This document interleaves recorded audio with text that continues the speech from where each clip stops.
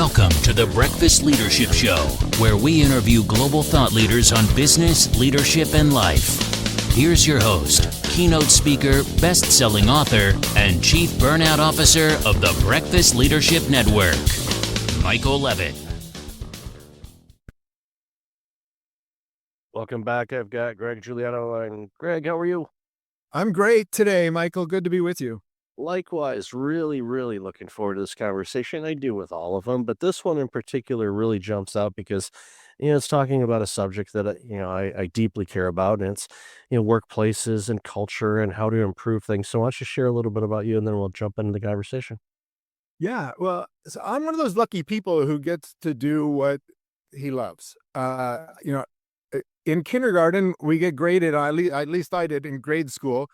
One of the things we get graded on our citizenship grade is to work and play well with others. And that's kind of been my life's work. I started out in education, working as a teacher and administrator. And then from there, I moved into psychotherapy. And while I was working in private practice in the last century, I found out about this new field back then called executive coaching, and I was very intrigued by that, and so started doing executive coaching, and then leadership and team development work. And now, more than 25 years later, I've had the privilege of working with leaders and teams around the world, helping them grow and get better at working and playing with others. And that's what our company is about. We preach and teach ultra leadership. Ultra leadership is leadership that goes beyond usual and ordinary to engage, empower, and activate people. And as we were talking before, I appreciate that you know that I've written a few books on this. I have a couple of things to say on this topic, and the most recent one is called "Coaching for a Change: How to Engage, Empower, and Activate People," and that came out in December. And so and I'm here in Portland, Oregon today, where it's cold and chilly, and but life is good.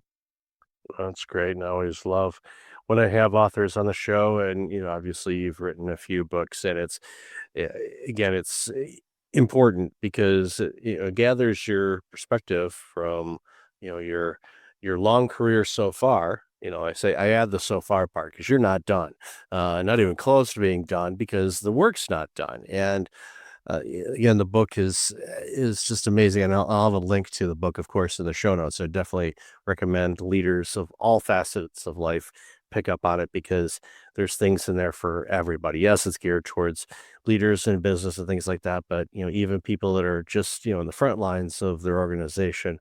One day, if you want to be a leader, start gathering the information on how to do it right the first time. You're going to thank yourself later, and you can thank us too. Well, by buying the book, you're going to be thanking Greg for sure. But make sure that you pick up it. We'll definitely have that. So, this book touches on a lot of things, and I mentioned briefly too in the pre-show. One of the many things that jumped out at me in the book. We'll talk about a couple of things. The first one is something that we've been seeing a bit in organizations is, quite frankly, we've gone or we're going in many cases where you've got the situation where you've got the command and control, your typical, I don't want to say military style, but come on, it's military type style leadership to more of a you're Bill Belichick, you're the head football coach, and you are coaching your players, or in this case, your employees, on how to perform their roles really well. So talking about the research behind that and what you've seen obviously throughout your career and even, recently with the organizations you've been helping kind of shift their mindset from this command and control top down type of situation to you've got an ally in your leader who wants you to be better. So I'd love to hear your thoughts on that. Yeah, so I've seen it over the years, noticing that in organizations as the workforce changes, right? So the organizations were built, a lot of them, um, by folks who came up in the 20th century, and that was the model. That an organization, there's a handful of people who are the important people at the top, and everybody else are workers. So it's like the factory, back to Henry Ford, and then the old school large, organization where, the whole organization exists to reduce the anxiety of the people at the top, right? And so all work is that we don't want the CEO and the CFO worrying, so it's all about getting information up to them. And so everybody's in service of the people at the top of the organization. And I'm just finding that if we truly are measuring people on engagement and productivity, that structure has a shelf life. And we're finding it more and more today because people who were born after, the 20th century became the 21st century, they don't want that kind of an experience. People coming into the workforce today are looking for, more empathetic, leadership. They're looking for more fairness in the workplace. And they're looking for a structure that is adaptable and enables them to be who they are. They don't have to hide who they are or change who they are. They can be themselves and make their contribution. And so we're finding that the organizations that get that and make that shift are outperforming companies that are locked into an outdated model of command and control. And it's funny you mentioned Belichick, so we think that coaching is a great approach to helping teams and people succeed. I actually go to more like European, it's not American football, but football around the world, soccer, because even, American football is very much actually a command and control kind of an environment that coach is running the entire game versus where soccer, in my opinion, the coach is helping to make the players and the team the best they can, but really leadership from the time of the first whistle to the time of the end, the final whistle, really leadership is on the field, that the players are running the game. And there might be a couple of instances where a coach might call in a set play for a corner kick or something like that. But really the leaders are the players during the game. And we're finding that in organizations too, that the team is who owns the deliverables and owns the activity. And so the leader of a team today is really point them in the right direction, make sure they have the skills and knowledge that they need, and get out of the way. Yeah, it's very similar to what I tell, when I was running healthcare clinics before I went full bore into the work I do now. Yeah, I took over a clinic that had, on average, almost 90% turnover annually. That's 90. So 9 out of 10 master's level and above clinicians were leaving every year because it was a toxic cesspool of an organization. There was no trust, no communication. No one knew what was going on. No one knew where up was or anything like that. And then they reached out and asked me if I'd want to run the organization. I'm like, 9 out of 10 turnover? Let's do it. And I did. And after a year, the annual turnover rate was 6%. And I didn't give out a single raise. I didn't give any extra money. I simply went in, I talked with everybody individually and said, okay, what do you like about the place? What do you hate? If you were in my seat right now, what would you do? And I took notes, and anything that was low-lying fruit, I implemented. There was a bunch of things I implemented like within the first month and a half. All of a sudden, they're like, someone's listening to me. And then from there, I took it upon myself to like, all right, let's get to know these people a little bit more. What motivates you? What would you be interested in doing? Is there something you'd like to learn? You get professional development money. Let's spend it. What do you want to do? So they'd launch new programs, new initiatives. Next thing you know, we went from a toxic cesspool to getting too many resumes for positions we didn't have open because we were full and people weren't leaving. And added additional doctors, and we were servicing an underprivileged area. So that area desperately needed top quality healthcare, and our team brought it. Why? Because I created an environment for them to thrive, and I got out of the way. I'm like, what do you need? That's it. Yeah, I mean, you hit on it. You are a proof point that the two most important skills for leaders in any time, but especially in times of change, are empathy and curiosity, right? Don't just go in and tell people, understand their experience and be curious, and learn from them and let them tell you, so that you can create the environment, right? So Ari DeHoos wrote a great book called The Living Company many, many years ago.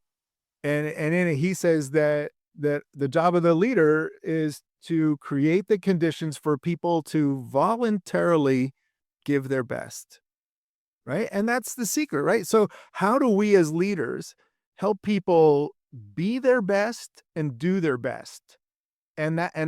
So we're facilitators of an environment. We're creating the conditions for the people that we bring in, to we unlock their talent, we unlock their passion, and we give them what they need to do what we hope they're going to do, which is be their best and do their best on behalf of the organization. Can you let people be in their sweet spot? And I remember having conversations, it was with one of the mental health workers, and they wanted to launch a new program. And in the past, they'd they'd brought it forward, and I knew about it. Because I saw some old notes from the predecessors and saw it, so it wasn't like completely new to me.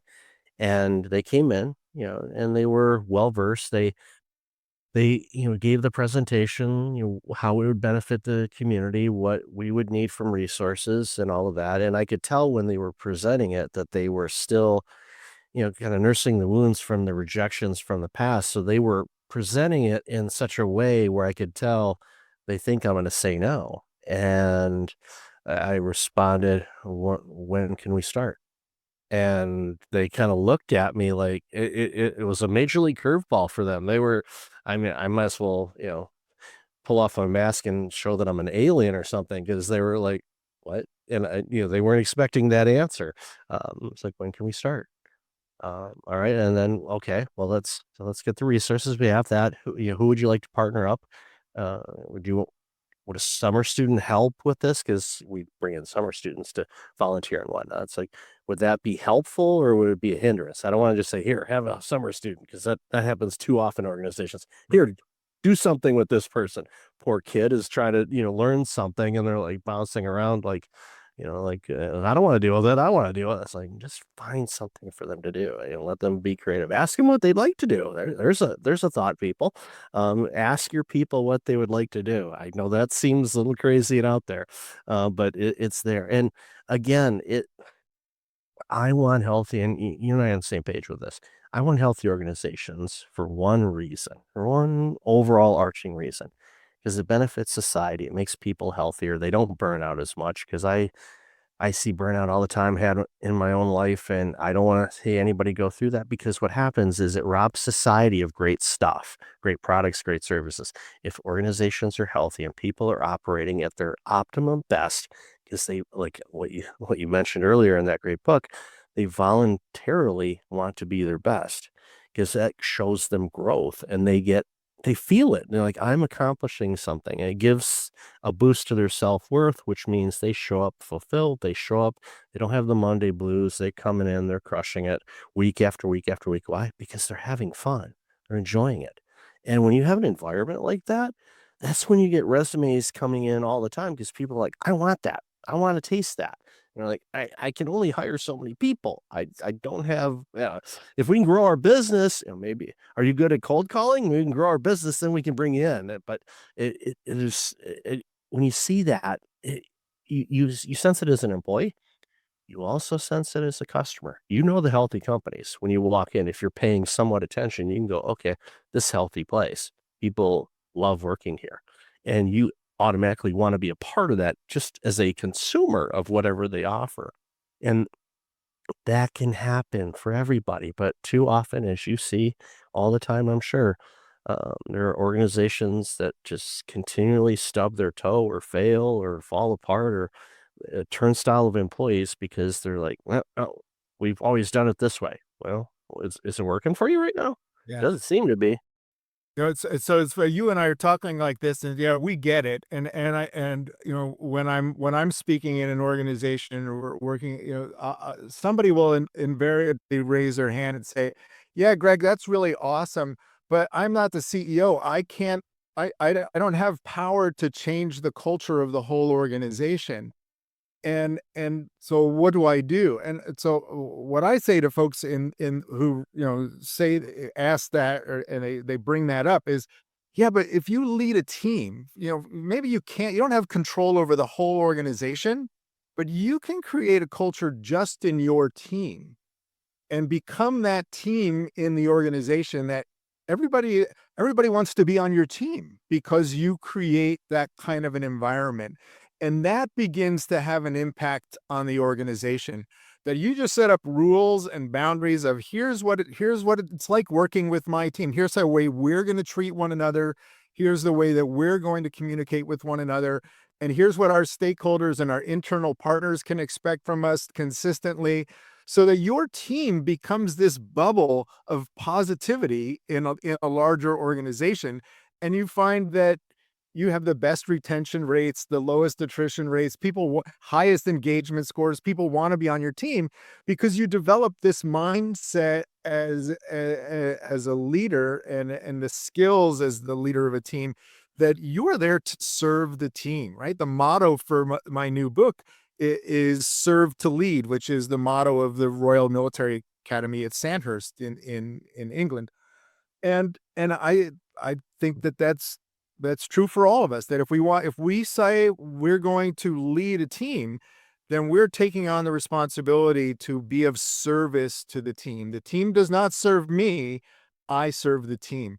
And even if I don't run the whole company, I'm not the CEO, I can create a culture for my team that is engaging and empowering and really unlocks them and activates them to be a highly productive team and a fun team to be a part of.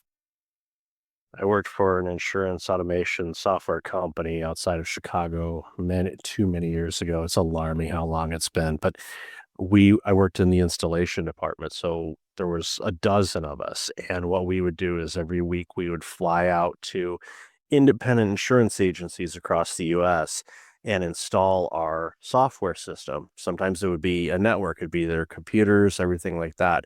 So we would fly out every Monday morning out of O'Hare or Midway, usually Midway because they were cheaper and they didn't want to spend big bucks flying out of O'Hare. I didn't complain because it was closer to where I live. So other people were like, why do we never fly out of O'Hare? But another story for another day.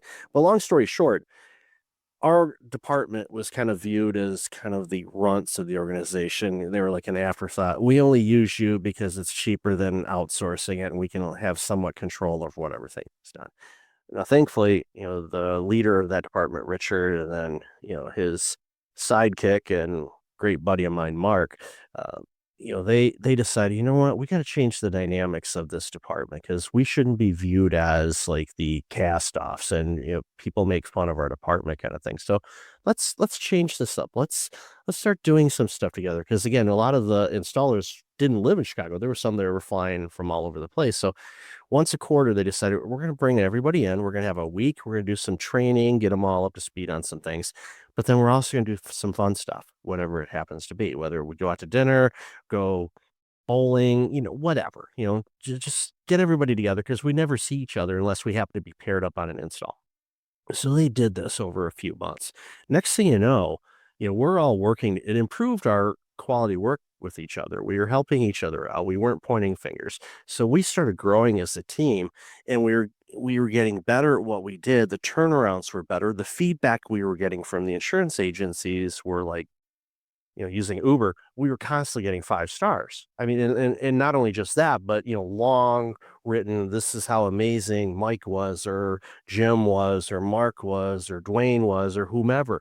And this got the attention of our upper management. And they're like, you guys, what's going on there? They didn't give us raises or anything. It's like, what's going on? It's like, well, we're doing some more things. We're getting together and all of that. And then as this would have never happened if we didn't do this. For some reason, we had a batch of 5 independent insurance agencies that were all in New Orleans.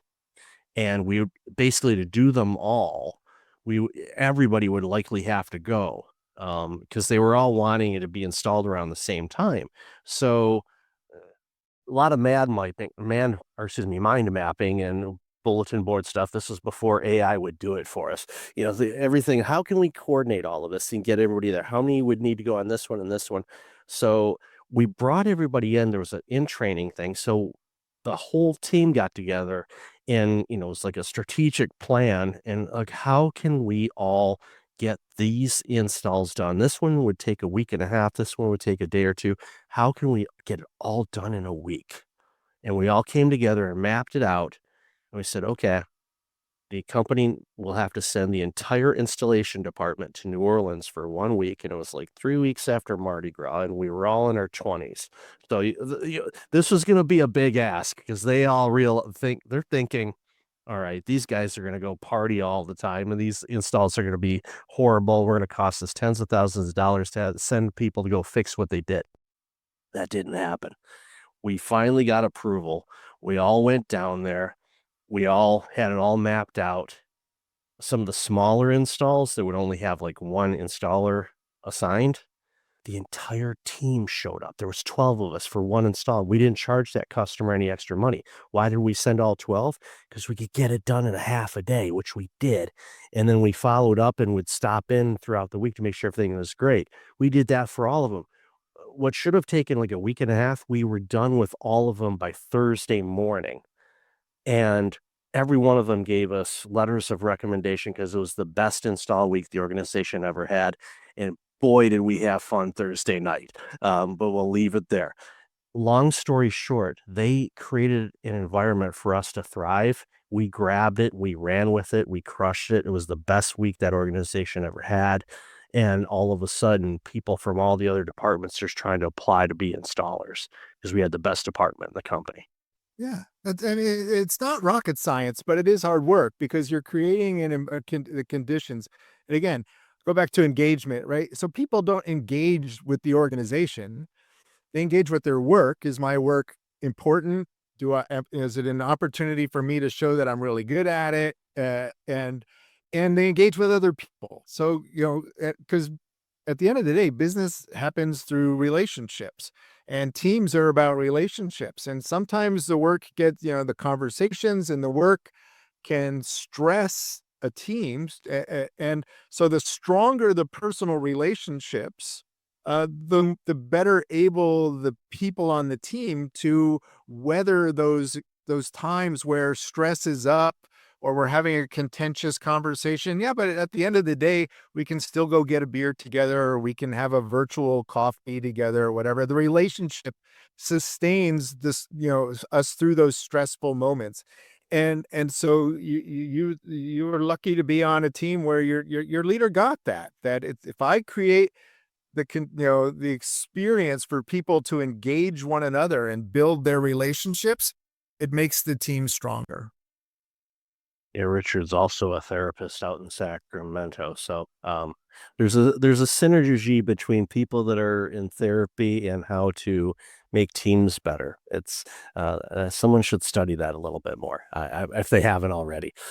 There's just, you understand people, you understand the mind, you understand how to create healthy environments for people to thrive. And when they thrive, my goodness, do we get some good stuff.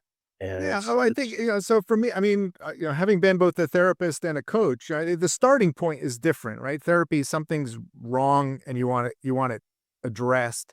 Coaching is, I'm doing pretty well, I want to do better, right? So, but I think the through line for both of them is, that when you go to therapy, I used to say only healthy people go to therapy, because they recognize something's off and I need some help to get it back on track, right? So I think that self-awareness, that awareness translates to leadership and working with folks, is that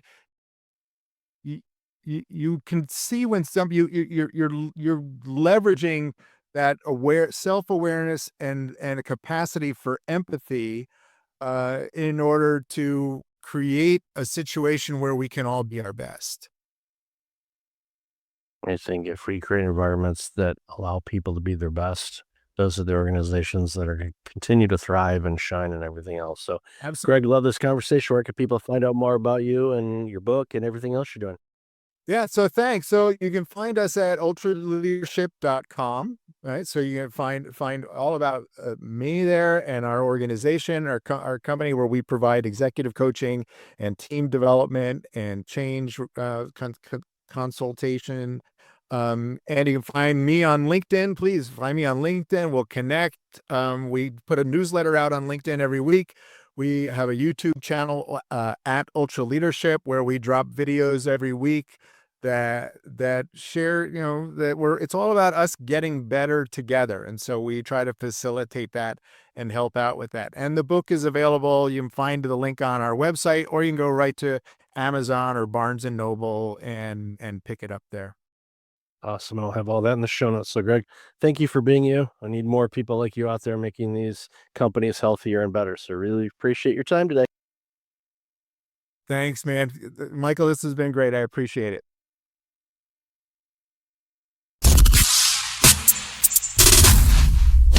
Thanks for listening to the Breakfast Leadership Show, part of the Breakfast Leadership Network. Visit breakfastleadership.com for tips on empowering your business and your life.